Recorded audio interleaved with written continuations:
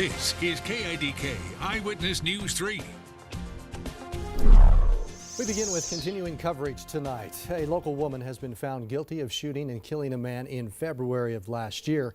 And since our 5:30 newscast, we have learned her sentence. Melanie Smith will serve fixed life in prison. In October, a jury found her guilty of first-degree murder for the death of David Lee Davis. She was also found guilty of felony destruction, concealment, and alteration of evidence. We also want to continue our coverage on the semi-truck versus the train crash this afternoon. Idaho State Police troopers were dispatched just before 3 o'clock this afternoon to Highway 33, just east of Sage Junction, about 15 miles west of Rexburg. Troopers say 21-year-old Zachary Shirtliff of Hamer was driving east on Highway 33 in a semi-truck hauling hay. He was slowing to a stop at the crossing but clipped the last train car. The crash demolished the engine compartment of the truck. ISP says Shirtliff walked away with only minor injuries. The Idaho Transportation Department closed the road on both ends to clean up the hay bales and the wrecked semi. The highway is now open once again. I believe it was this morning the charges were filed. As we speak right now, both Detective Jessica Marley and Detective John Marley are in Boise serving that warrant on our suspect, and the process will roll forward as it's designed to do. Good evening, everyone. The Bonneville County Prosecutor's Office filed charges for the murder of Idaho Falls resident Stephanie Eldridge. This case stems all the way back to 2007 when she was discovered missing, and then her body wasn't found until 2010.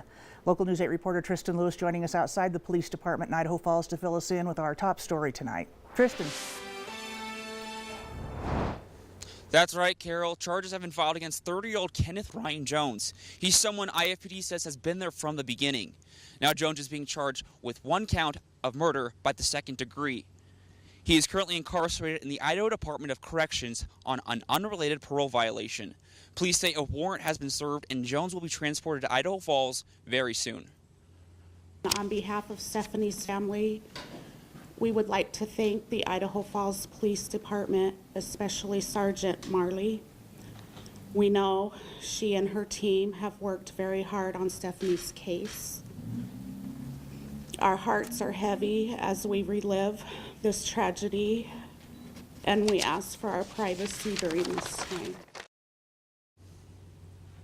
Bonneville County Prosecuting Attorney and IFPD both say that because this is a court case pending in court, not many details can be released at this time. However, they do say that many findings and evidence do not show anyone else being involved in this murder.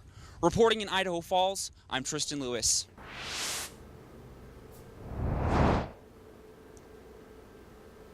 I woke up at midnight and there was all these lights flashing in my bedroom window. So I looked out and there was a police car parked here all night and a police car parked up on McKinley all night. And I knew something was wrong. In our other murder case, people living in one Pocatello neighborhood talking about how afraid they are after an 87-year-old woman was brutally murdered in her home just down the street. Two teenage boys, aged 17 and 18, have been arrested in California, and they have been charged with first-degree murder in the stabbing death of 87-year-old Arlene Kohler. She was killed at a house on McKinley Avenue in Pocatello. People living nearby are frightened. I mean, this is a brutal killing. We don't get these around our area. Local News 8's Linda Larson talked to one neighbor who came closer to the alleged killers than she ever knew. It bothered me to think they parked in front of my house.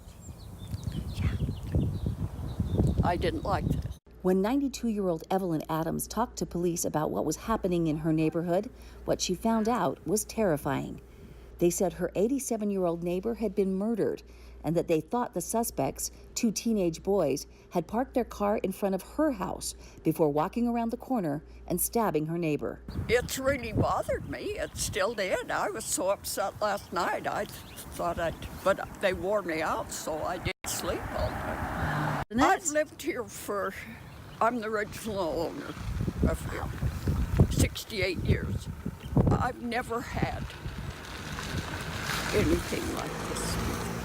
Police also think that at least one of the suspects was injured during the attack and that there was a trail of blood leading from the murder scene to Evelyn's front sidewalk. They checked it all the way down. And they figured what he told me was the car was parked right here. And when he stopped to open the door, that's when he bled there.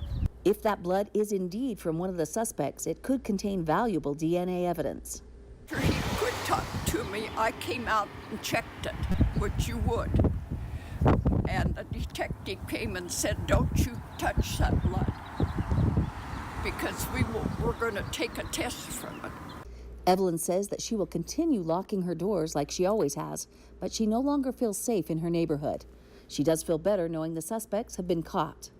In Pocatello, I'm Linda Larson. And again, the police are being so tight-lipped about this because it's an ongoing case. I mean, they are still investigating, but we will continue to check in, and you can stay updated on this story as it develops at localnews8.com. Good evening, everyone. Thank you for joining us. April is Child Abuse Awareness Month, and Madison Cares wants you to know the proper steps to protect our children. Today, the organization hosted a class called Darkness to Light, Stewards of Children. Local News 8's Tristan Lewis got certified in the class today and has more on why it's so important to discuss topics like this. Well, the Idaho Falls School District and Skyline High School Administration are providing some guidance to some graffiti found in a restroom. A message was written on the wall, and it said, quote, April 25th, I'm shooting up. Well, a school resource officer immediately began an investigation and sent out a message to the parents on Tuesday. It reads in part, this message is to inform you about an incident reported and investigated at Skyline High School a few weeks ago and may have come to your attention.